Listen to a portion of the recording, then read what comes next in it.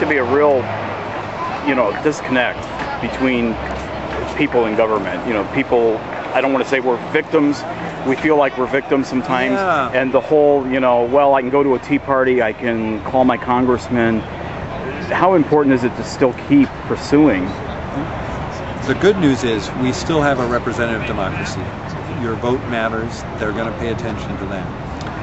What's happened is the president's brought in this sort of stakeholder form of government where the big interests in Washington, the lobbyists for the insurance company, for the doctors group, for the pharmaceutical group, for senior citizens, for hospitals, they're all coming together to negotiate this, but nobody's representing the patients. And ultimately, we have a representative government that says people's voice matters more than anything else. It seems like you're not being heard, but I can tell you it makes a difference. They pay attention to letters, they pay attention to calls, and they know in just a year and a half they've got to go and ask for your vote. So keep plugging away, it'll make a difference, and your voice will be heard. I also heard you mention something about Obama's plan will pay for abortions. Yes, part of the plan is for family planning, and Representative Souder is actually going to offer an amendment to say that shouldn't include for government-funded abortions. Now, I think they're a little pessimistic because the White House wants to have that option to pay for abortions. The crowd here went wild when I said that. Everybody, whether you're pro-choice or pro-life, agrees that's not something you should use taxpayer dollars for. And I think that ultimately is going to be one of the biggest issues in this bill. They want to wrap it in. It's kind of a quiet issue right now, but as people find out about it, I think there'll be a big change. So what would be the top 3 items that you have against the plan? Number one, the cost. The one bill's $1 trillion, the other's $1 trillion plus, and the last one was $1.5 trillion. We're in a recession. We've spent a deficit. We can't afford it.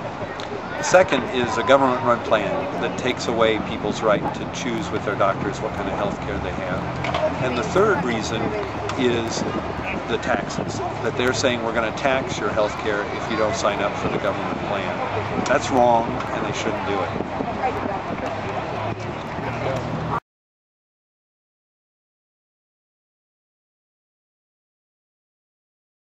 And here as part of the Patients First rally.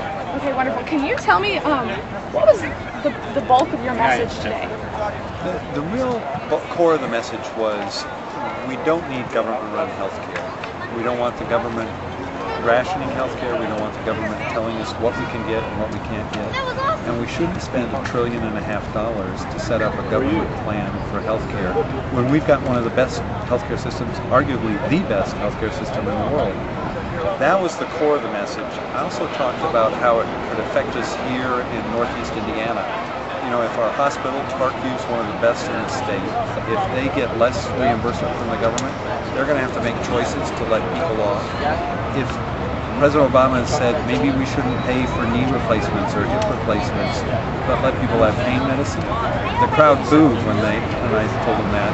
And one of the things that would happen is in Warsaw, we make those. We make the best ones in the world, and we ought to let people have the choice to have those procedures, to have a quality of life, and to be able to enjoy life and not have to live on pain medicine the rest of their life. So those are the types of points we made. I urge people to get involved. Washington is debating this right now.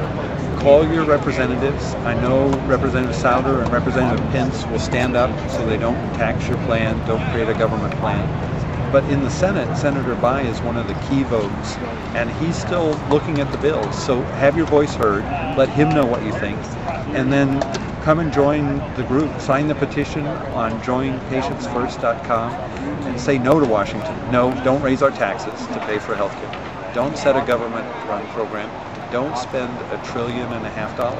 Those are all things that are in the bills today in Washington, and we need to have our voices heard. Now, who are the major people who are coming out to these things? Like, I talked to a business owner. Who is this going to affect? It affects all of us because we're all patients. It'll affect the quality of care. It'll affect whether we can see our doctor for care. It'll affect small businesses if they have to pay taxes. And which is part of the plan. It'll affect them if they have a mandate to provide a certain kind of health care that they may not be able to afford. So then they've got a choice. Do I pay for the mandate and lay people off, or do I keep people and have less of a package? Those are the everyday decisions that a small businessman and small businesswoman make, and government doesn't understand that in Washington. So keep the decisions here, not in Washington. What are some of the fears you're hearing from the public? I mean, you had a swarm of people around you. What are they saying? I heard from a guy named John, whose wife needs an MRI. He's read that if the new plan goes through, they'll stop paying for this. And so he's worried about his wife. What will happen to her? She's got an aneurysm that they have to monitor, and it could be life-threatening. Those were the types of stories that I was hearing today in Fort Wayne. And I'm delighted that people came out. I want to take those stories back to Washington. I want them to share them with everybody they can, because when our voices are heard, then it'll make a difference on what they do back there. Now, how many different cities are you going to? The group, Americans for Prosperity and Patients First, has had 3 different tea parties in Indiana, Evansville, Indianapolis, and here in Fort Wayne. They are planning to do 4 more around the state, and those plans will come out in the coming months. So we're trying to get to a lot of the communities so that people can hear about what's going on. And this is called a quote-unquote tea party? Yeah, it's a tea party. It's after the Boston Tea Party.